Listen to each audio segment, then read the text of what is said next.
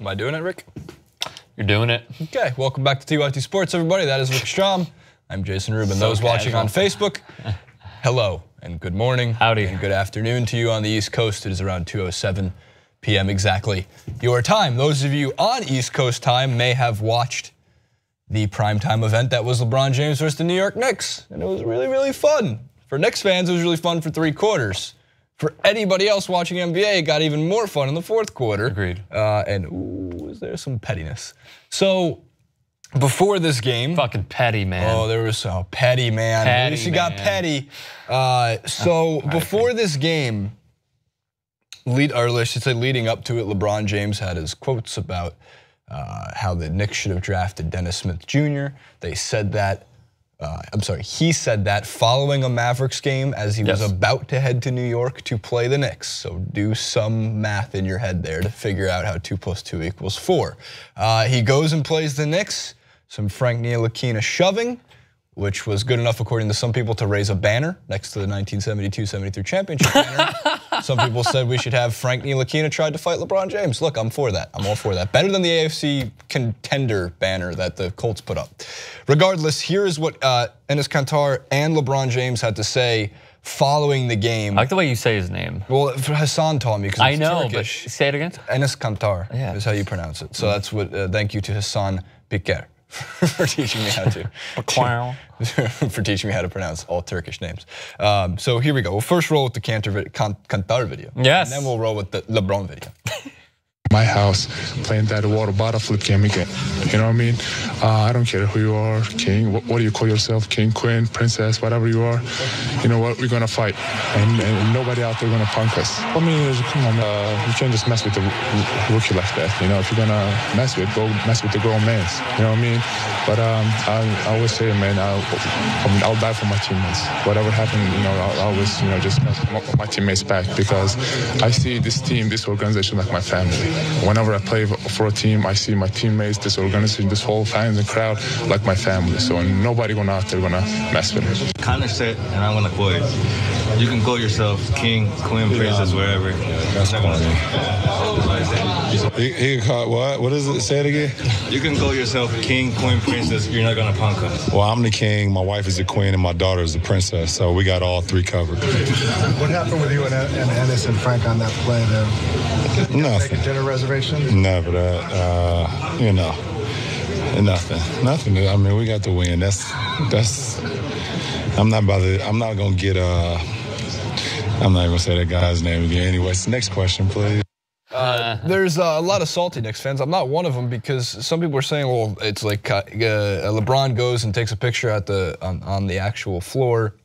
The Knicks logo with the King Instagram. This is what makes the NBA fun. Dramatic storylines, fake pettiness, whatever it might be. I don't think we have it. We can throw it in afterwards. Okay. So additionally, those who are sitting there being like, really Kyle Korver should be king of New York because he had 15 points in the 4th quarter. LeBron couldn't do it. LeBron scored or assisted on 28 of the team's 41 or 43 points in the 4th quarter.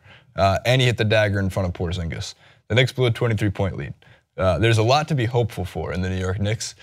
Going forward, there's a very bright future. But man, don't give up 23 points leads. Are you surprised? No, of course not. In the words of Alec Baldwin, are you surprised? No, you surprised. Not at all. Frank Ntilikina looked really good. That was probably his best game that he's played up until this point, and not on the scoring end. He had 5 steals in the first half, 6 overall in the game, which is the most since I think Bernard King. Nope. Oh yes, but the most since Mark Jackson as a rookie. As a rookie to do it, he's getting up there in steals per game. He's quick hands, so I like seeing the effort defensively. And of course, in the fighting aspect of it, yeah, man, that's what makes them. The Knicks didn't have this for about 10 to 15 straight years. Is they would play and they would get pushed around and they would get bullied, and there was nobody that would really stand up and fight or want to fight. So there's a part of like Kanter and how he is talking shit to LeBron, good, as you should. Right. And Frank trying to fight, sure, and he's getting the way, absolutely. And Tim Hardaway jabbing and all these guys, like that's what you want to see out of Knicks basketball. You don't want them to be passive and be like, well, the King's here, let's bow to the King, and then maybe he'll come and grace us with his presence in next offseason. No, fuck that. If you're a Knicks fan, and not an objective one like I consider myself to be, then you're yelling at LeBron James and he's a flopper and he's a pussy and all these things. But, you know, sitting here and objectively talking about the game, yeah, man, that's what LeBron's gonna do to you. Would you say that to LeBron if you were on the floor with him? If I was just a fan? Of course. Absolutely. No. If I'm on the floor with him? No, yeah, on like the floor. Playing against him? Yeah. As a player? Yeah. You wouldn't? No, I'm asking if you would. 110%. You wouldn't? Nah. You wouldn't talk trash? Talking trash is as much a part of basketball as anything else. Your hero, Michael Jordan, did it better than anybody else. I've told you before, if I get courtside seats to games. No. I know that. No. But you said if you're playing against them. Jason. Agreed. Okay. And I'm saying there's a similarity here. Okay. What was my idea? Your idea was to compliment them. Overtly compliment. Overtly compliment them. Yeah, You look really nice today, LeBron. Your hair is looking great, TJ McConnell. And then he'd look over and be like, oh man, thanks so much. Your beard is immaculate tonight, Mr. James. Only if I wouldn't compliment him. I think you should only compliment them with professional naming. So Mr. James, Mr. McConnell. Right. Just only. That's fine. Yeah, that's cool. Quick correction, he assisted or scored on 30 of the 43 in the fourth quarter. So more of them. But still, it was. And he rebounded on 5 of them too. Am I surprised that the Knicks blew a 20-point lead to LeBron and the Cavs when I texted Jason when this happened? To LeBron. In the first quarter, when this happened, and Ntilikina. Now look, LeBron, I watched it a few times. He impeded Ntilikina's way to inbounding the basketball. But then and there, I'm cool with Ntilikina standing up to him, but what did I text you in the first quarter when that happened? Hold on.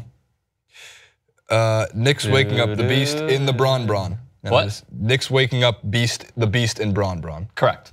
Yes. And then what did he do? I said piss LeBron is the best LeBron. And then what did he do? He waited till the fourth quarter. He beasted because he was pissed. Now here's the truth of the matter though. The Cavs still suck as a team. LeBron is just that good. I really do believe without LeBron James, that's the #1 overall pick. They win 20 games.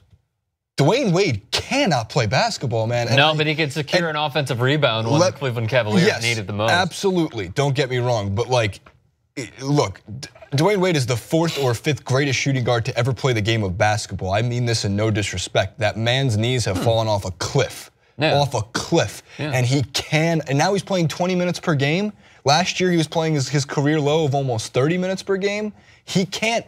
There was a specific example of this. It was in, I believe, the second quarter. He went for a turnaround jumper, and it looked exactly like Kobe at age 40 when he was dead exhausted at the end of games, or 39 years old, and as part of that 2-year deal with the Lakers signed, and he got like that far off the ground on his turnaround jumper. It sucks to see somebody who was once known as the Flash to not be able to move. But Dwayne Wade and Jeff Green, the age of this roster is a massive problem. Without LeBron, that team gets blown out by so many teams. You know, his new nickname is now the Freeze. Without LeBron, the Freeze, Frozone. Without LeBron, great musical. Without LeBron, that team gets blown out by the Knicks by 33, 43, 53 points. They get blown out by everybody. They get blown out by everybody. And I know that we did this clip last week, and everyone was like, "Oh, this fucking blow hard for LeBron." No, I'm just respecting the greatness that we're seeing right now. We talked about this with Denise. He can take, and the title of the clip was, LeBron can take any shitty team to the finals. This is a shitty basketball team with a good shooter in Kyle Korver and an older roster and an injured Tristan Thompson and an okay Iman Shumpert. He will take them. He's getting his own reality show. He will take them to the finals once again, because I don't think, unless the Celtics push them, and it seems like you're coming around a little bit on the Celtics, because going into the season, or the first few games into the season, you were like, no way the Celtics dethrone LeBron. But another topic for another day. I said 7 games. I said that it's 6 or 7 game series that the Celtics couldn't. They still couldn't do it. And I believe playoff LeBron could do it himself. All I'm gonna say is, do it himself. I'm not surprised that the Knicks blew a lead. They overachieved in the first half. Enes Kanter did not play in the final 3+ minutes of the fourth quarter, when actually he's been improving his rebounding. We all viewed him as an offensive threat and a defensive liability. He's still a defensive liability. He's still a defensive liability, but he's not at Carlos Boozer level defensive liability, where you can't literally play in the fourth quarter at all if it's a close game. He's improving his rebounding. He's also improving his offensive rebounding. He had a ton in yesterday's game. But with all of that being said, The Knicks, at this point, are a fun team. They're a league pass team. And that's all that you should really ask for this team. I've waited so long. Zinger and Kentar and Ntilikina, and now you're gonna have Courtney Lee for whatever his contract is. He could potentially get moved at the deadline if they want to get something in return. That's totally cool. Don't view them as a team that's even going to be better than the Cleveland Cavaliers, even if the Cavs are struggling right now. Because the Knicks are a young team, they're a developing team. I think that they are overachieving thus far with the entertainment value that they are giving. They could potentially fall off the second half of the season, and it still wouldn't surprise me. So in the words of, was it Dennis Green, Arizona Cardinals coach? They are who they thought they were? We are who they thought they were. I think they're overachieving, and they're just going to be a league pass team the rest of the way. My hope was 35 wins this season, and truthfully 35 wins in the East. Could be the playoffs. If they get to 500, that's remarkable, and it shows, look, I was actually I was at the Clippers game last night, and it's amazing because I watched so much with Carmelo Anthony, and the Clippers have turned into what the Knicks look like with Carmelo Anthony. Nobody moves on that team. They don't play defense. They're not excited to play defense. And the complete turnover that happened in a season. And look, Melo obviously was a massive problem, a massive clog in making everything move. It just wasn't all on Melo. It was always my take with Melo was it's partially his fault. It's not entirely his fault. It's never one person's fault, except for Isaiah Thomas when he was the general manager. It was literally all his fault. He traded away every draft pick we had. It was 100% his fault. 98%, 2% James Dolan's fault. So the Knicks are definitely a league pass team. Porzingis is very fun to watch. I'm excited for them to get Hernan Gomez back at some point this season. Yes. And I think that Hornacek is the first legitimate coach we've had in like 5 years. So it's mainly because you got rid of Carmelo, and this is years ago as well, but J.R. Smith and a few others. Smith back. Where now, he's good with LeBron, but where now you have a young team who literally doesn't know any better to go against Jeff Hornacek. So they're buying into what and Jeff Hornacek also is like, he's an established head coach. Like Derek Fisher, besides being the buffest head coach on the sideline, because man, Phil was massive. He filled out his suit. Derek Fisher? Yeah, look at his, go back to his Knicks tape and you'll be like, oh my God, he's huge. All right, I will. On top of that, there was Mike Woodson, I think, before that, and I think Mike Woodson's a great assistant coach. Yeah, he's a fine not a great head coach. Great goatee. Mike D'Antoni never had a roster to ever work with. Why didn't we have a roster to work with Mike D'Antoni? Because we didn't have any draft picks. And back then, of course. That's what happens when James Dolan wants to be Isaiah Thomas's buddy for the rest of his life and thrive in something that was cool 20 years ago, and then you don't realize that your executive is actually a threat to your own business and franchise. Greatest thing that ever happened to James Dolan is the family he was born into. Seriously. Here's the last point. The Arthur points. Don't forget the Arthur points. There's one other point I'd like to make. LeBron is 18-7 at the Garden. Would you like to guess his average between points, rebounds, assists, and field goal percentage? Easy. He's probably averaging 29.4 points, 28, 10.4 assists, and 10.9 rebounds. 7. 7 and 7? 28, 7 and 7 if you're rounding up or down. Here's the thing, the Knicks have been trash. 50% field goal percentage, by the way, is the last one. Yeah, he likes playing at the Garden. A lot of players like playing at the Garden. And I think Frank Isola put it out there yesterday. I could be wrong. Somebody on Twitter was saying, who wouldn't want to love playing at the Garden? You come, put up your best games, you put up career numbers. Kyrie's career high was set in 2012. He beat it multiple times at this point. When he had the mask on, he scored 41 points in the Garden. Why wouldn't you want to do that? You come to the Garden, there's a bunch of fans who hate you, so you get to shut them all up, and then you get to go out to the New York City clubs and New York City restaurants, and then you go home. That's a hell of a business trip, man. With the king, queen, and princess. Okay, queen and princess. Yeah. Arthur memes really quick. So Isaiah, we're doing this. I love this. Isaiah Thomas, mood. Dwayne Wade. Hold on. Mood. Next.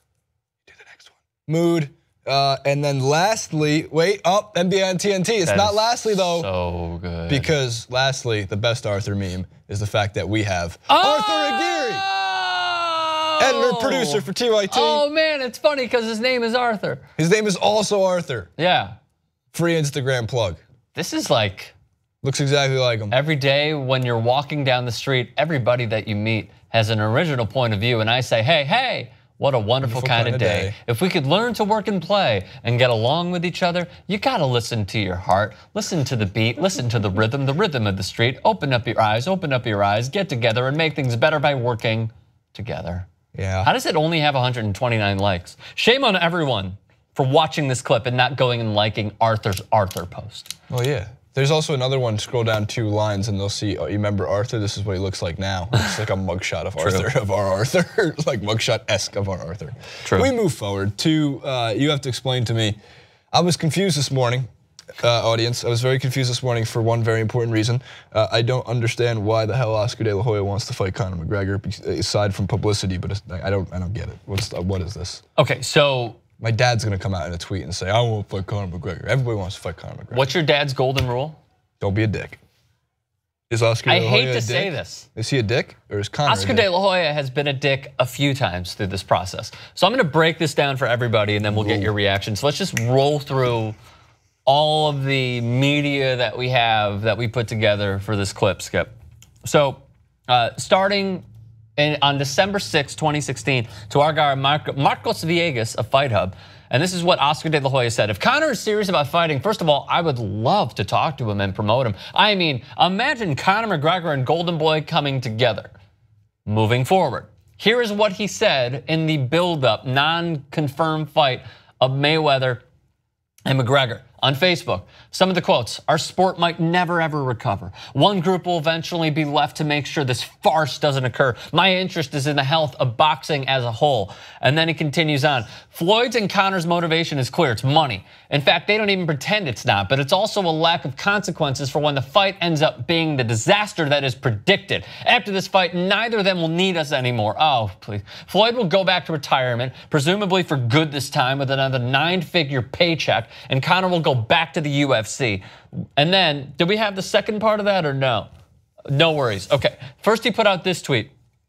Fuck you, Mayweather versus McGregor. Both of you are disrespecting the sport of boxing. And then he promotes his own, Canelo Alvarez, Gennady Golovkin, September 16th. 16,000 retweets. To which Dana then put on Twitter and Instagram. Yes. What the fuck is this guy snorting coke and drinking booze again? Hashtag Oscar De La Arum. Taking shots at Bob Arum, who Dana White has gone on the record saying that Bob Arum is, quote, an asshole. Is there anything else? No? Sweet. So why I view this, do we have his quote, by the way, of what he said about Conor McGregor currently? I think we do. If we have it, throw it up. If not, I can explain it. Essentially, yeah, 5 through 9. Essentially what he said was, I would love to fight Conor McGregor. I think it would be great. Here's what he said. You know, I'm competitive. No. Let's come back to me.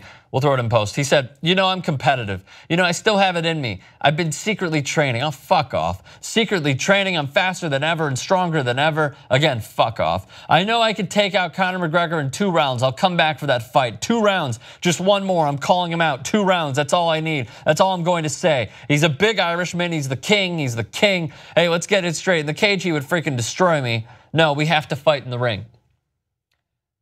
Does he know something about on the record? Does he know something about a contradictory nature and tone in his comments? He should run for Congress. He should run for president. But here's why I'm pissed off about this, is that he was mad at first because Conor didn't want to go and join forces with Oscar De La Hoya to fight Canelo Alvarez, which by the way was the right move, because I agree with Oscar that Canelo would prove a point, as he did against Julio Cesar Chavez Jr., which is not taking a seat in between rounds, bringing his all to fight this rivalry that never was with 2 Mexican fighters. He would prove a point by dismantling Conor McGregor inside of a round, I do believe. So I'm with him on that.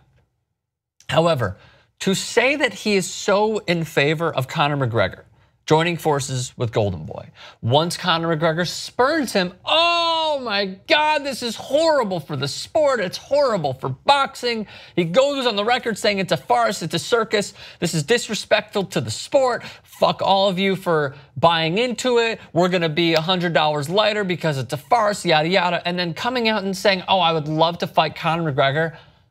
I now go on the record by saying, Oscar, you are a contradictory lunatic. Whatever you are trying to do by getting your name in the headlines, you accomplished it by going on Golden Boy Radio and having this drop the mic moment that you thought was drop the mic worthy, of issuing a challenge to someone who doesn't give a fuck about you because he has so many other fights that he could possibly choose. The other part about this, no one cares if Conor McGregor ever fights Oscar De La Hoya because Oscar has been retired for 9 years. George Foreman was retired for 10, and yet we still cared about him because he was a former heavyweight champion who was coming back, and that was before the George Foreman grill, and he didn't have to fight anymore. So what Oscar De La Hoya, and we're guilty of this because we're talking about it, is that he's building his brand by trying to grab a headline, attaching himself to a name in Conor McGregor that we care about currently because the world is his oyster, and Oscar De La Hoya needs this because unfortunately, boxing hasn't produced the best of the best fights currently that we have. It's been really good, but what De La Hoya is trying to do is attract this sort of attention and with himself and a fight that will never ever happen because Conor can choose whatever he wants. We are literally all pawns in Conor McGregor's game, including Oscar De La Hoya for taking the bait. But the problem is Conor will never answer the bell to this and it will never occur. Dude, the jealousy is at an all-time high. It really is. It's getting to a point where it's like absurd, where it's Frankenstein's monster. Okay, they created Frankenstein. Dr. Frankenstein creates a monster, right? Yep. Okay, that monster is Conor McGregor. They built this super, eventually to be powerful in the media landscape, hold everybody by the balls.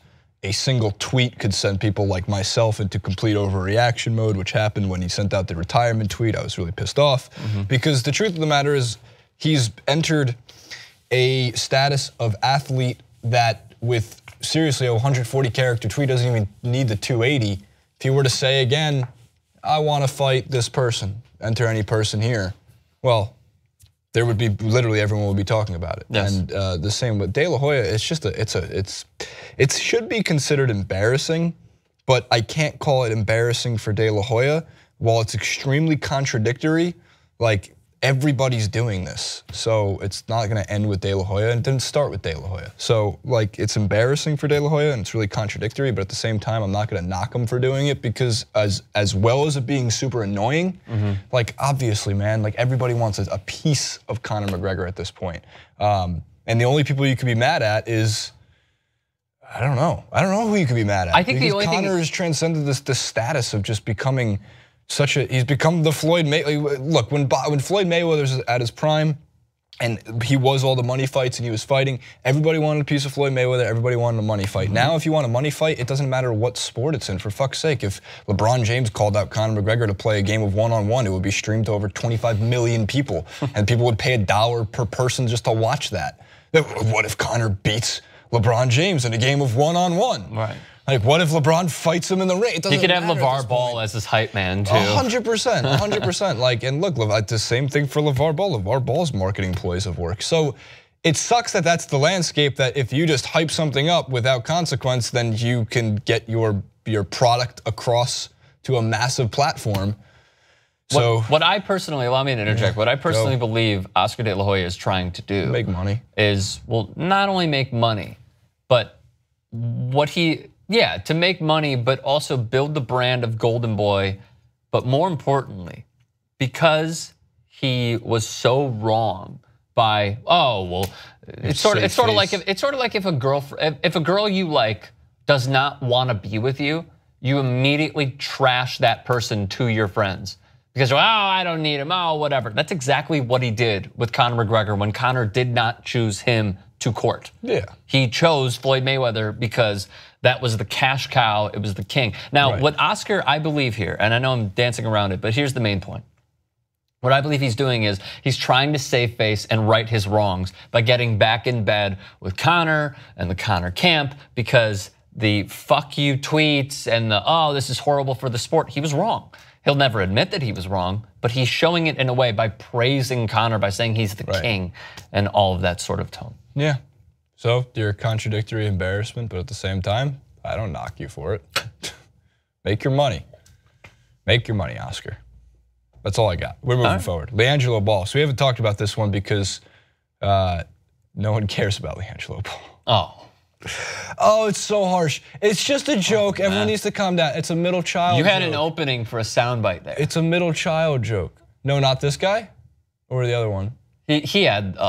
He did have one. He had a plethora. If you haven't been aware of the situation, LiAngelo Ball, alongside 2 other UCLA players, went over to China to play a game against, who did they play? I forgot. Was it? Fuck, I'm forgetting. I'm sorry. I should have known this before coming on to do the clip. Regardless, they went to play a game over in China, and LiAngelo Ball and his 2 teammates were caught shoplifting, stealing stuff from a Louis Vuitton store alongside 2 other high-end stores in China. Now, in foreign countries, if you break their laws, you're under their control. And in China, stealing is considered a really harsh penalty. For some, they face up to 3 to 10 years in prison, just for shoplifting and theft in general. Yep. Now, President Trump finally got something done in office after he allegedly discussed with the president of China and the Ball brother and his 2 teammates, according to a TMZ Sports video. Cody Riley and Jalen Hill. Thank you. Cody Riley and Jalen Hill were released, and they were had to stay under house arrest for about a year, and then they for about a week, and then they came in the back hotel room through the airport. It's funny because, and look, I gotta credit Barstool Sports for this. When the 2 women who were on Barstool Sports, they compared the Ball family to the Kardashian family. Oh, that's been going on long Yeah, before. but they like nailed. I give them credit, but they nailed every. Did they go in depth? Like in depth as to why, Okay. and like there's, I guess in one of the Kardashian episodes, they're going to pick up like Kylie from jail, or one of them from jail. One of them got like whatever, or just like arrested, not like thrown into the cell, arrested, like whatever misdemeanor type of thing. I didn't know any of them went to jail. And Kim is just taking like selfies in the back seat, and they're like, "Your sister is pregnant and got arrested. You can't do this." And like, look, your middle brother just got arrested, but what did LeVar say to Lonzo? He was like, "It's fine. Don't worry about it. Just focus on your game. Focus on your game. It's fine." So like, first off, don't steal from other countries. Like, you're a Ball brother, your family's loaded now. You can afford to buy Louis Vuitton stuff. Secondly, stealing is bad thing to do. Bad thing to do in a different country especially. And just don't steal. In general, I think now the truth of the matter is, if UCLA wins the championship this year, it's because Donald Trump got him out of prison, you know? So Donald Trump saved the Ball family. It's the first thing he's done this year. It's the only time. Credit to you, Mr. Trump. The only time I could say you could steal is similar to Friday when Debo got knocked out. And the little guy goes like, "You could have your knife. I don't kill. Yeah, right. I steal." I steal. I'm okay with that as as a second choice. The question though becomes, what does Steve Alford do as head coach at UCLA? Who cares? What does UCLA do? Who cares? Well, it's an embarrassment for UCLA. You don't think there should be any consequence? I don't care about Steve Alford. I've gone on the record. No, I know. My this. point being is though, what does UCLA do? Do you suspend the players for a couple games? Absolutely not. No. You know how much money they paid just to have this kid come to their program for 1 year? So no, what should they do? Steve Alford should never have been hired. They should have never given money, as it will come out, I'm sure, to the Ball family. So I don't really care about UCLA. From the big baller brand perspective, does it affect much? I truly don't believe so. No, it doesn't affect any of it. The fact makes that it actually, he had a pop-up shop in Hong Kong at the same time that they were there. LeVar obviously scheduled that for when UCLA was going to be in Hong Kong. So that's the reason you saw him locally in China. Yeah, Trump went over to the Chinese president and asked them for forgiveness. And pretty much in the most simplistic form, they forgave. The kids are going home. LiAngelo is still going to play, I'm sure. And that's just pretty much LiAngelo.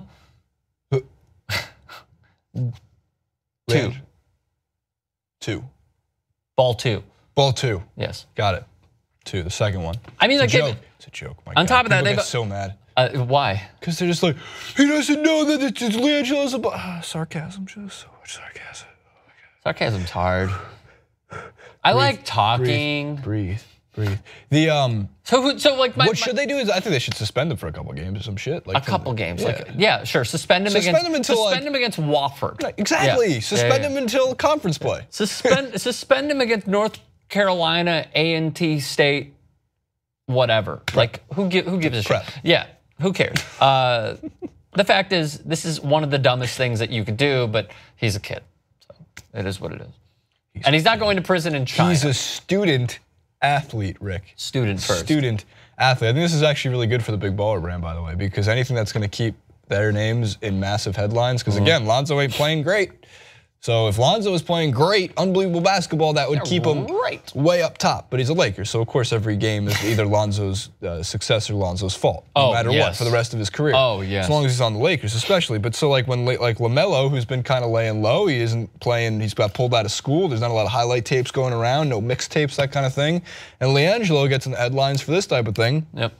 It's good for the brand technically. It's not a good look for the brand, but it's good because it keeps it as a searchable thing. Yes. I wonder if the president of China is wearing ZO2s. That's what I need to know. If anybody has a picture, please send it my way. That would be amazing. That would be really funny. Please. Now some people might call him the king of China, but he's called president.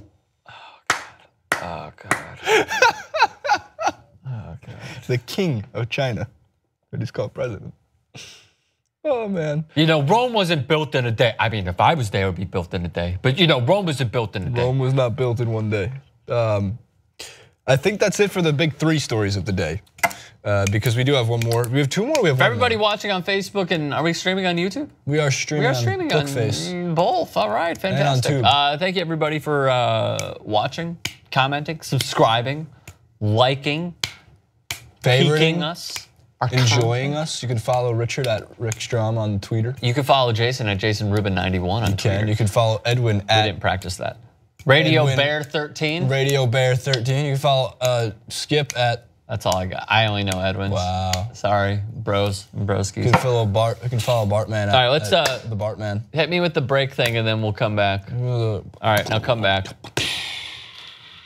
Oh, hello there, friends. All right. Check. Should we do let's do Pulisic, huh? Pulisic. Nice shoes, by the way. Thank you. So streaming or you want to cut it? No, we can still stream. It's cool. It's cool. Are we getting any comments? Yeah? Read me a few, Bartholomew. We would have won our week this week in the pick'em pool if Cam didn't go off for 5 touchdowns. And I said yesterday, quote, I really hope this is not the one game of the year that Cam goes off for 5 touchdowns. And that's exactly what happened. Read the username too. I think we can read them out loud. Yeah.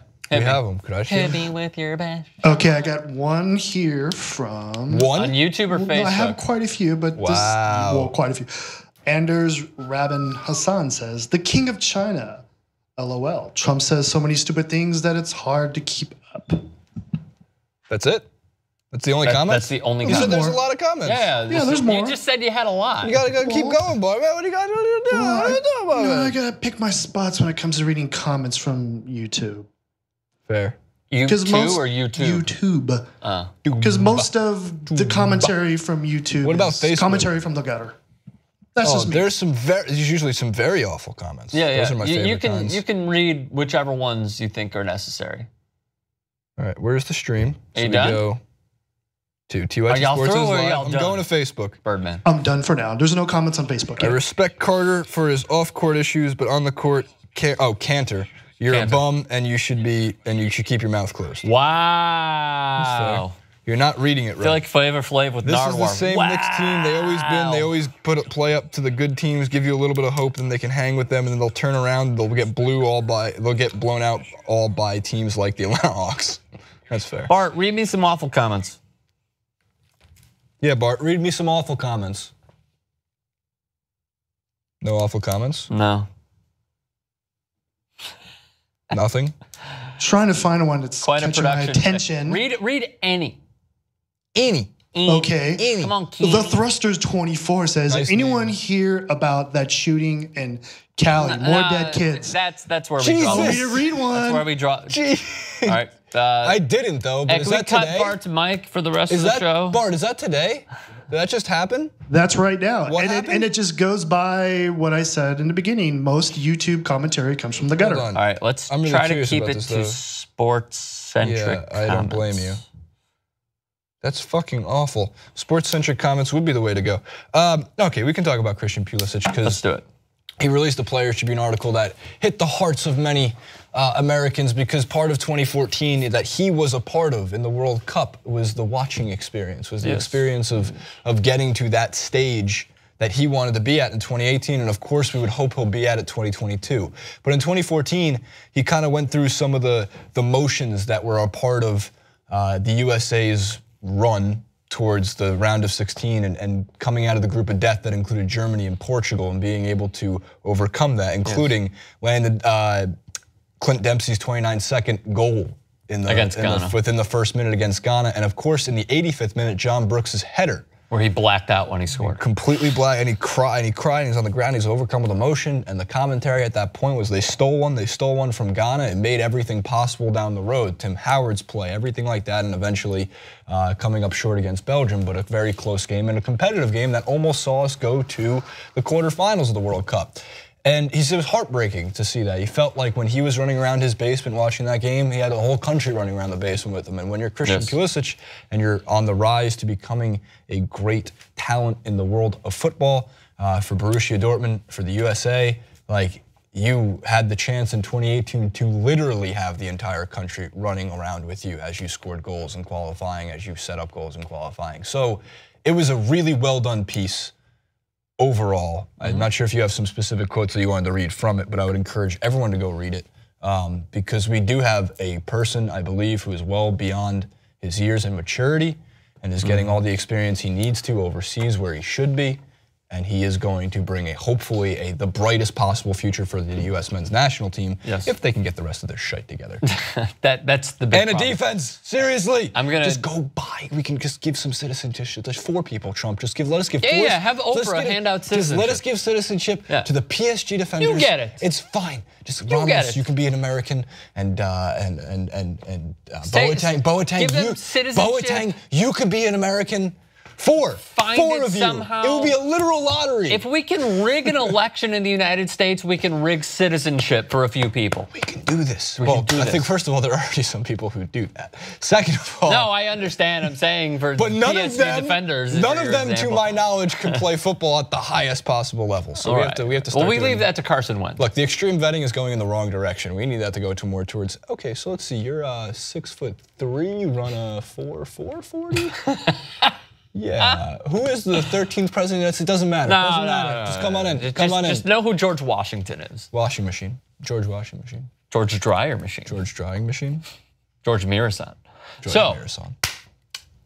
There's a few points. Firstly, the Players Tribune article, I doubled down on that. It's a must read.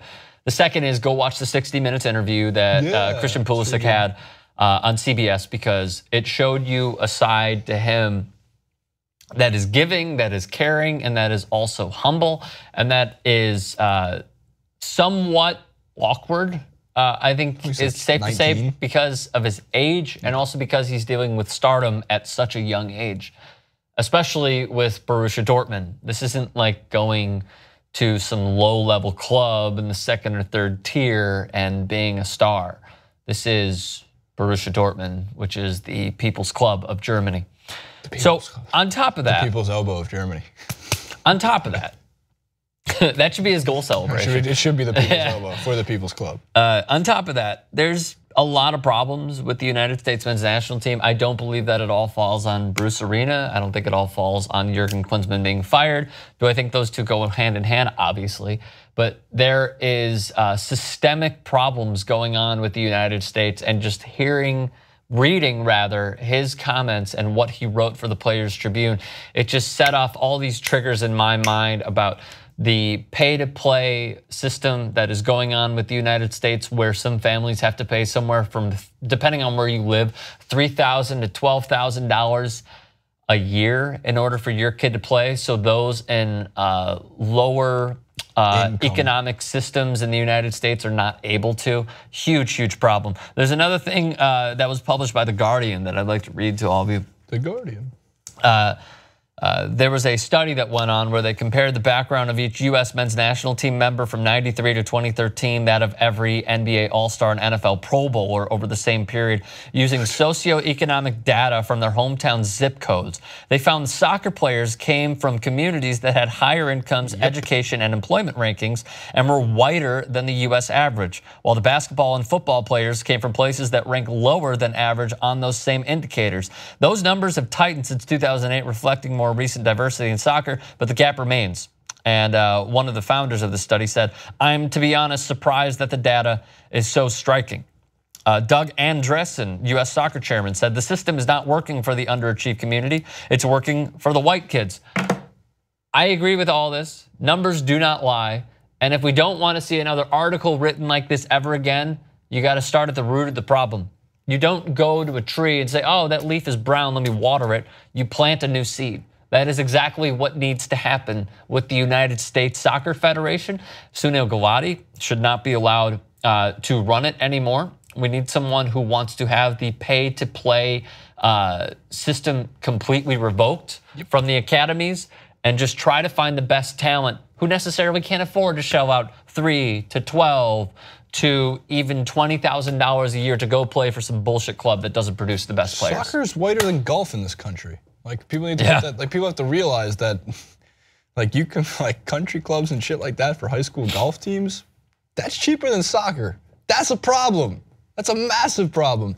But do you agree that in order to not have these comments from Pulisic, you got to get rid of it? You have to get rid of pay-to-play, or at least give an equal opportunity outlet. Yes. So if you want to keep pay-to-play and let the white kids run around with their high income and play like soccer and not, you know, whatever it might be, sure. But like you have to understand when it comes to like basketball, especially basketball, what does it cost to get recruited to play basketball in college?